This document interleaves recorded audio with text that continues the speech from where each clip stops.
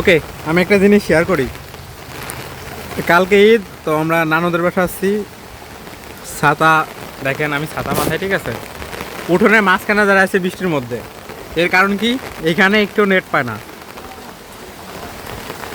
এবং মানে আমার এক ফোন থেকে ওয়াইফাই হটস্পট নিছে আর কি।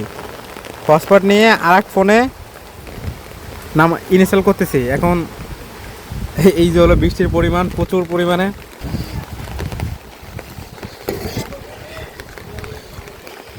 নানু বাড়ি মনে হয় অনেকদিন পরে এরকম মনে হয় যে এখানে যে নেট নাই। অনেক জায়গায় সব 4G হয়ে গেছে, কিন্তু এখানেও এখনো হয় নাই। কঠিন একটা দৃশ্য। মূলত ঘুম থেকে ওঠার পরে এত পরিমাণে বৃষ্টি নামতেছিল কি বলবো। এবং এর মধ্যে সবাই মিলে প্ল্যান হয়ে গেল কি খাওয়া যায়। পরে আমাদের নানুর সবচাইতে হাতের যে ফেভারিট খাবার, নানুদের কাছে আম।